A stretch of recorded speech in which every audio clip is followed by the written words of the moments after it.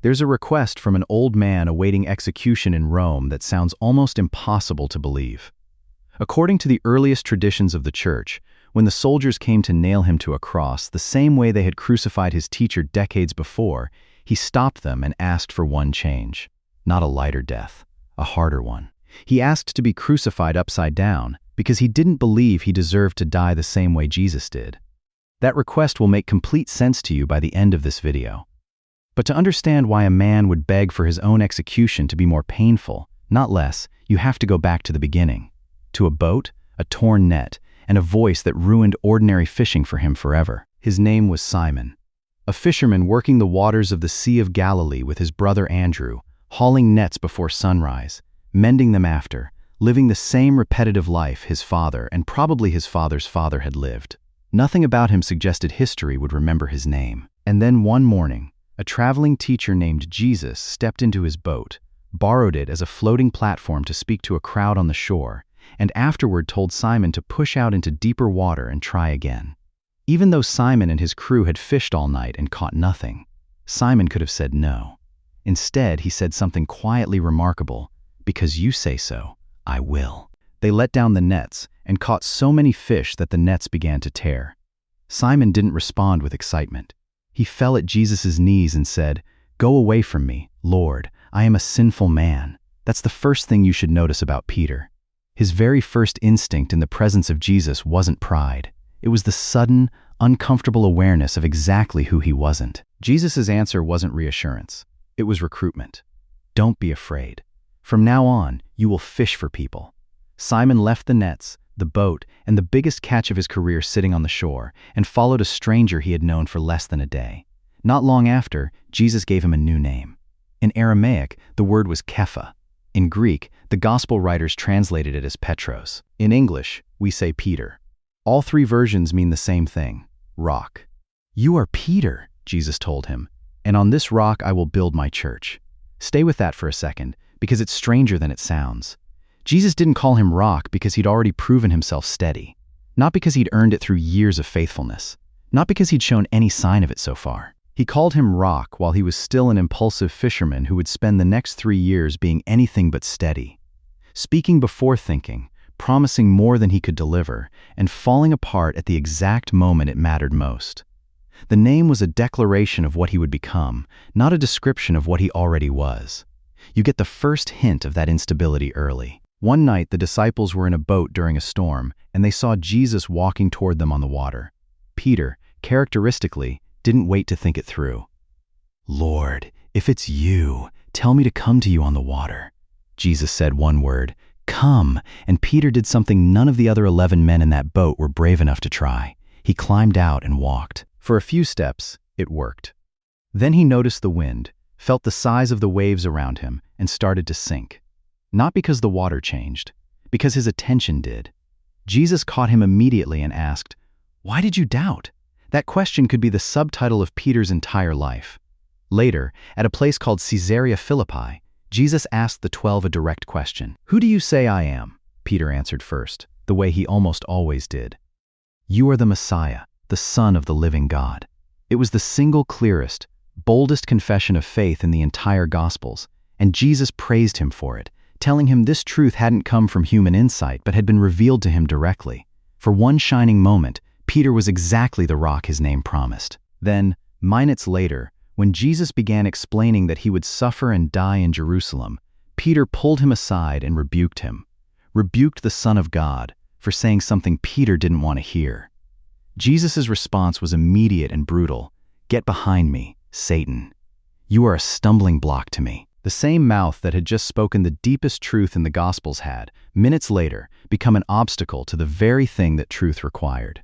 That pattern, soaring conviction followed by catastrophic collapse, defines everything that happens next.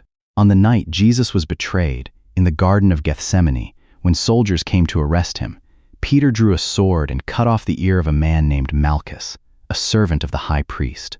Bold, reckless, loyal in exactly the wrong way. Jesus healed the ear and told Peter to put the sword away, because this wasn't a battle to be won with weapons. And then, within hours, the boldness evaporated completely. Jesus was arrested and taken to the high priest's courtyard, and Peter followed at a distance. Close enough to watch, too afraid to be seen. A servant girl looked at him by the firelight and said, "You were with him too." Peter said, "Woman, I don't know him." Someone else recognized him. He denied it again. A third time, someone insisted his accent gave him away as a Galilean, one of Jesus's followers. Peter didn't just deny it. He began to call down curses on himself and swear, "I don't know the man." At that exact moment, a rooster crowed. And Luke's gospel adds one detail that should break something open in you. Jesus, from across the courtyard, turned and looked directly at Peter. Not with fury. Peter went outside and wept bitterly. Here's what nobody tells you about that moment. Judas also betrayed Jesus that same night, for money, with a kiss, and it destroyed him completely. He never came back from it. Peter's betrayal was arguably worse in one sense. It was repeated 3 times, in public, under oath, out of simple cowardice, by the very man Jesus had called the rock of his entire church. Same night, same magnitude of failure, completely different ending. Not because Peter's sin was smaller, not because he deserved more grace, not because Jesus loved him more. The difference was entirely in what happened after the guilt arrived. After the resurrection, Jesus found Peter back on the water, fishing again, as if the previous 3 years had never happened. On a beach at dawn, over a charcoal fire, Jesus asked him a question 3 times. "Simon, son of John, do you love me?" 3 questions, exactly matching 3 denials. This wasn't cruelty, it was surgery. Each time Peter answered yes, Jesus gave him a job: feed my lambs, take care of my sheep, feed my sheep. There's a subtlety here that most translations flatten out completely. In the original Greek, the first 2 times Jesus asks using the word agapao, a word for deep, sacrificial love. Peter answers both times using phileo, a word for warm affection, friendship love.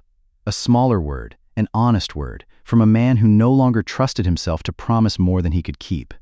And on the third question, Jesus meets him where he is and asks using Peter's own word, phileo. "Do you even love me like a friend?"